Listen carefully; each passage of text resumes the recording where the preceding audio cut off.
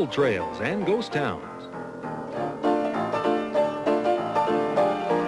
Share the adventures of our early pioneers as we explore the development of the Pacific Northwest and beyond.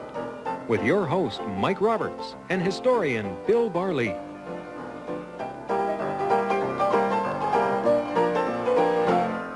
Welcome to Gold Trails and Ghost Towns. Mike Roberts with Bill Barley, and we're talking about, of course, the riches of mining in British Columbia. Today, I thought we'd done the best silver mine in the world already, but you think this one is better, is the best? It's the best mine in Canada, one of the best mines in North America, perhaps the best mine in North America, not generally known, sometimes even in British Columbia.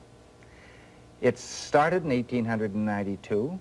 Still going in 1993, over a century, the magnificent Sullivan Mine in Kimberley, East Kootenay country. Now, how would a thing that became this magnificent be so poorly well known? I mean, how come people didn't know more about it? What was special about this mine that kept it hidden under the bushes? Well, Mike, it got off to a rocky start, and remember that in the 1880s and 1890s, in the turn of the century, there were many mines in that corner of British Columbia, the southeastern corner of British Columbia, that were world beaters because their ore averaged in some cases 2 or 3 ounces of gold, hundreds of dollars per ton, sometimes thousands of dollars per ton. So that it didn't really make, but this was a magnificent producer. It was a mountain of ore. And it had staying power. It had staying power galore. Okay, take a break. We'll be back, though, to talk about the famous, the magnificent, the overwhelming Sullivan Mine.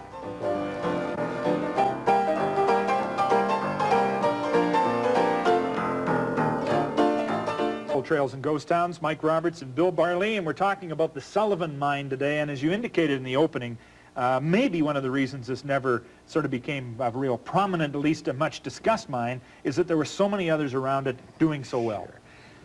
That boundary, West Kootenay, East Kootenay country, was studded with mines. And if you take a quick look at it, and we'll take a few of the towns and a few of the mines that made that area famous. Certainly you start at Camp McKinney, which is in the far western part of that district. Gold. Camp McKinney, sure. This was a gold camp, and it was a gold mine, and of course the Caribou Amelia was the great mine. Then you move down that Kettle Valley and you get into Greenwood, and you had the Dominion Copper Company smelter there, and you had Deadwood, and you had the Providence mine. Silver mines in there, right in Greenwood itself. Mostly silver, a little bit of gold, a little bit of copper. Yeah. Move up the hill to Old Phoenix, which is, once an incorporated city. Gone now, Mike. Completely vanished. But it had, the old Ironsides, it had the Knob Hill, had a number of other mines, mostly copper with a significant amount of gold. Yeah. Then you went right through that boundary country, a lot of other small mines like the Union, go right over to Rossland, and this was the golden city of the Old West in the 1890s. The gold was so rich in there. Oh, yeah. I mean, how rich was it? Can you describe it? Probably $150 million came out of Rossland, which is a heck of a lot. And you had massive mines, mostly on Red Mountain as well as OK Mountain region, but you had the Leroy, you had the famous Center Star, the War Eagle, the Nickel Plate, the Josie, the Black Bear, the White Bear, the Brown Bear. You name dropper, you. Yeah. And you guess Nelson's not far away? Well, Nelson, of course, was there in the 1880s, discovered by the Hall brothers, and that's the famous Silver King and the Kohinoor and the American flag, and massive silver in that area. But then you go all the way through that Kootenay country, go up into the Slocan, into Slocan City, which was a very picturesque town and a real city in the early 1900s, and the Ottawa and the Arlington and all those mines up there. Then you go up the valley up into Silverton, you get into the Standard and the Hewitt and the Van Roy. And those were all silver mines as well, you see, silver, lead, and zinc. Yeah. Then you jump up into that pass country up there, and you come to famous Sandon, which is derelict town. The gem of the silvery Slocan. Sure, it was a bona fide city, several thousand people, Mike. And you had the Rico, and you had the Silversmith, and you had the Slocan Star, and you had the Noble Five, and it went on and on. Scores of mines in there. Almost all silver, high-grade silver, up to 2,000 ounces per ton. Spectacular. Then you jump right over to the Kootenay Lakeside, you get into Caslow, and Caslow, of course, led right into that Whitewater area, and Nashton, and Ainsworth. Oh, yeah, well, we get there after, because it also led into the Lardo. So you run from old Caslow, which was kind of the shipping point, the division point, and the distribution point. You go right into Camborne, and and then that was the Nettie L and the Silver Cup, and then that's That's Ferguson, Nettie L and the Silver Cup. Then you get into Camborne, you'd have the Eva and the Silver Dollar and mines like that. Gold and silver up there. Then you go down south from Nelson and you get right into, as you mentioned, you get into Ainsworth, Mile Point, and a lot of Gold Gallagher and a lot of very, very famous silver mines in there. Then you go down a little farther down the valley, you get down to that Weimar country, and you had one of the premier mines of the British Empire at one time. That was the Weimar mine, and a whole bunch of others, you know, the Yankee Girl and so on. And so that was in the Fern. That was a rich gold mine as well. Then you go down from there, you get down to Salmo, and right out of Salmo was that Sheep Creek country. The Mother Lode and the Sheep Creek mine and the Nugget. And then you jump over in that East Kootenai country. And that was a little later in coming because people tended to concentrate in the West Kootenai boundary. Then they started drifting over to that East Kootenai country. And the first mine that really became, I think, famous there, of course, was the marvelous St. Eugene at Moyer. Discovered by an Indian, named the St. Eugene, and it was the premier silver mine in that East Kootenai country for several years. Very, very high-grade silver, concentrated ore zone, and because of that, basically because of that, miners began to gravitate into that East Kootenai country. And one of those miners, rather interesting, was Joe Bourgeois. He had discovered Red Mountain and all the mines in Red Mountain, along with Joe Morris, another French-Canadian. And an interesting thing, Mike. Well, having discovered something as big and rich as that, I mean, was he fixed for life, or did he, was like so many miners who just did it, made it, lost it, went after more of it? He always had money. He always had backers. We don't know how he did. I've tried to trace him. I've been unsuccessful. To trace some of his history, not all of it. In the 1880s and 90s, most of the great discoveries were made by Irishmen or French-Canadians in British Columbia. And here's Bourgeois, and the here's Bourgeois French-Canadian. With another French-Canadian part of Now, Columbia. where is he going? The St. Eugene attracted him. Now, where did he go? Yeah, he's following the North Star, I think, because he goes north. He's kind of a celestial guy, is he? He is indeed. Well, the other mine he named the Center Star. Remember that, Mike? Yeah. That was in Rosslyn, that was on Red Mountain, and all that galaxy of mines up there. So he follows the Center Star and gets up an unnamed creek, quite far north of Moyer, actually. Creek is called Mark Creek.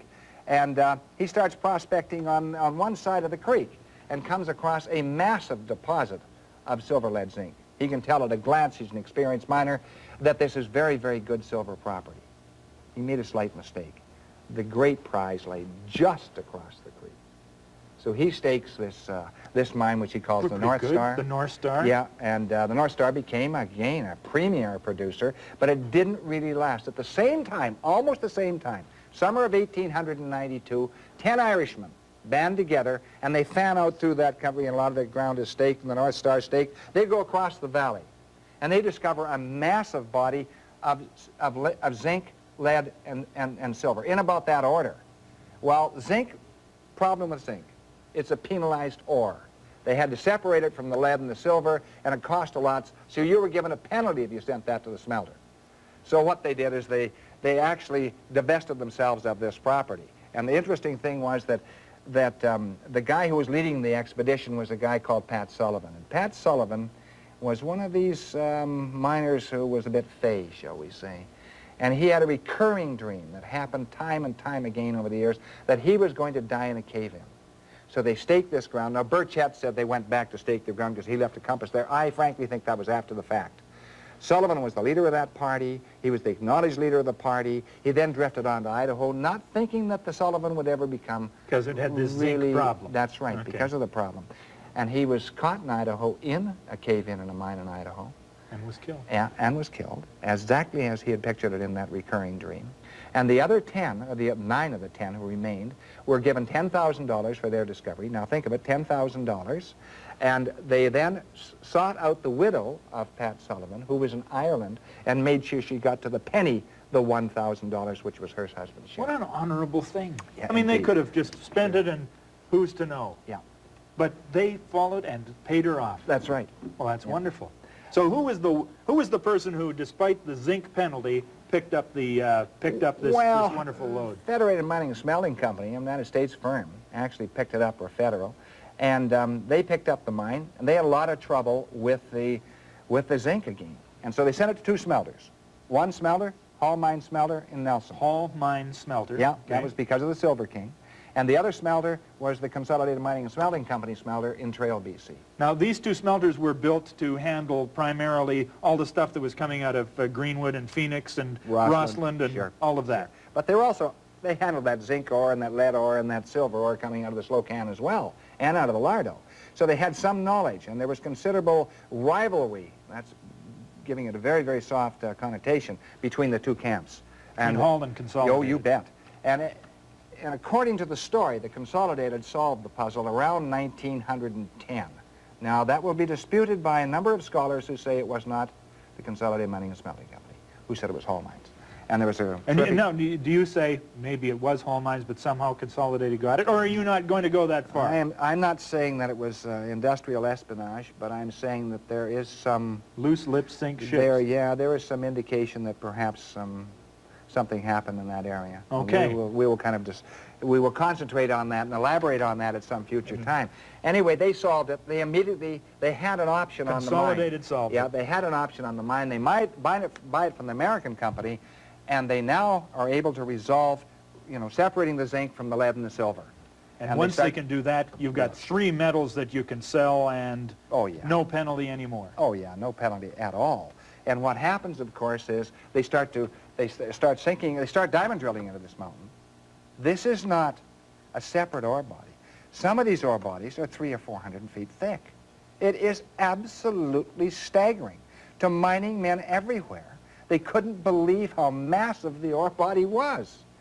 Now remember, this was started in 1892, so they spent 15 years resolving the zinc problem, and then they come into a massive ore body, and they keep on drilling, they keep on hitting ore. And they start out with a few hundred tons a day, and then they get up to 500 tons a day, then they get up to 1,000 tons a day, then they get up to 2,000 tons a day. By the 1920s, they're at 5,000 tons a day. They're at 2 million tons a year. Now, only mining men will recognize how massive that output is. Some mines that became world famous never produced more than 200,000 or 300,000 tons. They're producing 2 million tons a year. And they've done this right from the 1920s approximately, right into the 1990s. That would be 200 million tons a year. Well, no, it would be. It would be 2 million tons a year. Over the life of the mine. Over the life of the mine, probably around, it'll end up around 200 million tons. Now, it got to start, because the CPR, remember, was closely linked with the Consolidated Mining and Smelting Company. So they ran a branch line, 1900, from Cranbrook right into Kimberley, and past the old Marysville smelter, which was there to sort out and smelt the ore from the North Star mine, which never really got off the ground, never proved to be feasible. And, of course, now, the massive company. And remember this, the Consolidated Mining Company has a very interesting career. One of the mining giants of Canada, not much doubt about that. If you were brought up as a kid in that East Kootenay, West Kootenay, even the boundary country, when anyone mentioned the company, there was only one company. That was the Consolidated Mining and Smelting Company. Some people call it the CM&S. Today it's called Cominco. So it had 4 names, you know, the company. Consolidated Mining and Smelting, CM&S, and Cominco. And that mine was so rich. Ordinarily a mine, when you go into a mine, you'll have a stope and a pillar. A stope is a tunnel that tunnels into the ore body, right, and a pillar. And a pillar to hold up the ceiling of the stope so it won't cave in on you. Yeah. Well, there was so much ore in that mine, it was incredible. The stopes were huge, so they actually built cement stopes so they could mine out the stopes that had all the ore in them. So in that mine, you'd go in and see the big cement stopes. And remember, some of these miners, when they were barring down in that mine... What is barring down? That means breaking away the loose rock so it doesn't come down on your head. That's what these guys in this picture are doing. They're standing on ladders, standing on a ladder. Down. This is about 1930s. Look at how high that ladder is. Sure, 50 or 60 feet. And when you look at that, you know, the early years, of course, they hauled out all this ore by wagon load. And then we have, you know, here's a picture of from the lower level of the Sullivan, and here's a wagon load of ore going out. This is very, very tedious. But as you go along, here's another photograph, which I think is very explanatory. And here's a crew of miners going into the Sullivan, into the main portal, and the date on it, right on, is 1915. And that's when the Sullivan, they start to realize by 1915 that this is going to be a world beater. And when you say world beater, you have to compare. You can compare about 3 or 4 places in the world. Broken Hill in Australia. They said the Sullivan would never match Broken Hill, Australia. Broken Hill's been shut down for years. It was a great silver lead zinc mine. Couldn't touch the Sullivan. Look at the Comstock lode. The Comstock in Nevada. Lode. In Nevada. Yeah. It's just staggering. didn't even come close to the Sullivan. It's been closed for years. The only one that's comparable is the Sunshine Mine in Idaho, and that's produced probably close to 400 million ounces of silver. But their ore generally was not as rich, because that ore in the Sullivan had a little bit of silver, not as much, naturally, and it got poorer with depth, the old Kootenai curse, but it had so much lead zinc in it, it was absolutely staggering. It was straight ore. It was straight ore. So do you know how much the Sullivan has produced in silver at this date? No, I tried to find out from Cominco, and they didn't have the exact figures. I would think the North Star produced 25 to 30 ounces per ton for years. It was just across the valley. Certainly the Sullivan was not the same type of ore body, much less, probably an ounce or two a ton. But if you take a look at, if it produces 200 million tons, an ounce or two a ton, I'm guessing here, it would be between 200 and 400 million ounces just in silver alone. Of course, the massive profit came from lead and zinc. And the interesting part of Kimberley, and Kimberley was the camp nearby, it started out as a very, very small camp. And here we have a photograph of Kimberley in the beginning. Underwhelming. Yeah, it is really underwhelming. A couple of stores there waiting for the rush to happen. And this was it was a company town, like Trail is a company town. Yeah. So Kimberley's a company town. And you had the company store. In fact, here's a photograph of the company store, the CM&S store. And they made sure that they not only made it mining, but a little bit on the miners as well. And so Kimberley never did achieve the notoriety of its namesake in South Africa. It was named by Colonel Redpath, by the way, around, I think, 1893. Now, that name comes right out of Spokane, doesn't it? The Redpath, Sure. So that's Spokane mining wealth? Sure. Spokane mining wealth of all the mansions in Spokane. He was in there early. He thought it would match the gold and diamond output from Kimberley in South Africa. Wrong. It outlasted them all. So this is a mine that really staggers the imagination. There is no equal anywhere in Canada. Okay, let's take a break, and we'll come back and talk a little bit about the stuff we haven't touched on yet to do with Kimberley. We'll be back right after these words.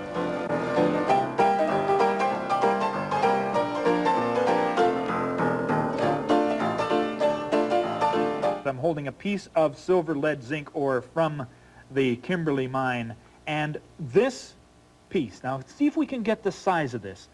The tunnel into which they mined to get this was all ore. All ore. Everything, and you said that some of these veins were 300 feet thick. 300 feet thick. I mean, it was just staggering. There are hundreds and hundreds and hundreds, probably thousands of miles and tunnels in that area. And it's all ore. They didn't have to put it through on dead the Sullivan sign, it's virtually all ore. There would be exceptions. But, you know, they thought the Sullivan was going to last till the 1940s. Then they thought it was going to last till the 1950s. Then the 1960s. Then the 1970s. Then the 1980s. It's the 1990s, and it's still going. And there's an old saying in the Kootenai country, Mike, especially which really adapted to the CM&S, when in doubt, fall back in the Sullivan. And that's a fact. And they did, and they did. Well, sure they did. Decade after decade. Yeah. And here it is. The concept that there is a hole in this mine that's the size of a 30-story building boggles the mind. Oh, yeah, sure it does. Sure it does. And, you know, what amazes me is when we're talking now, and there are people whose great-great-great-grandfathers worked in that mine, and they're watching this program. The mine is still going on. That's staggering. And, you know, what it really means is that this country is a fascinating prospector's dream. I don't care whether you're... Think there's another vein like this hanging around that they just haven't stumbled on? Yeah, that has been the dream of many a prospector, many a lode prospector in this area. But certainly, as far as a placer man is concerned, you know, if you want to take a look around for some interesting ground, I would head not down to Wild Horse, which is very close by, Wild Horse Creek, discovered in 1864. I would head into Perry Creek. And Perry Creek is fascinating for several reasons. There is gold on bedrock in Perry Creek. The bedrock is deep down, and the Jordans found that out, and other people who tried to plumb the depths of Perry Creek. Quicksand down there, and seven runs of gold. The gold disappears at about Sawmill Creek.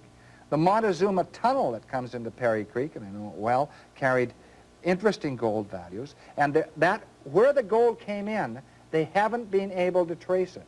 Now, the other interesting thing about that, Mike, is this, is that somewhere between Perry Creek and northward, towards Kimberley, there is a recurring rumor and a tail of a lost high placer gold area in there. And I've talked to several miners who have indefinite, and I do mean indefinite, details of it.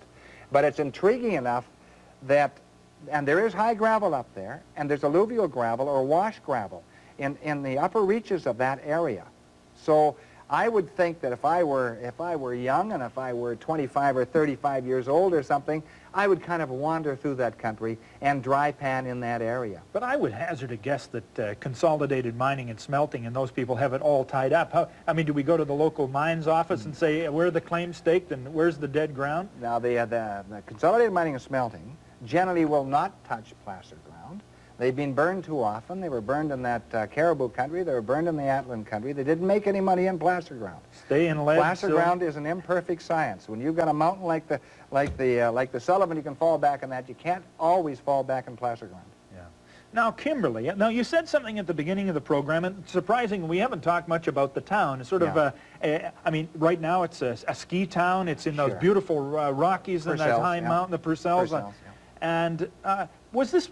Maybe we never got struck with the romance of it because it was such a company town. I mean, it was under the thumb, it was under the control of one group. Yeah, certainly. The Consolidated Mining and Smelting Company controlled the destiny of the town. And the town itself is still a fascinating town. Of course, I have kind of predisposition to like mining towns. I've been brought up in a number of mining towns. And I think that the mine is winding down, not much doubt about it, Mike. And the Sullivan will come to an end, but what a magnificent story. Yeah. We're also observing, as you described all of these towns, all of these camps that arose for silver, copper, gold. I mean, there they are, and they're on the Canadian side of the 49th parallel. You don't have to go far south to find nothing.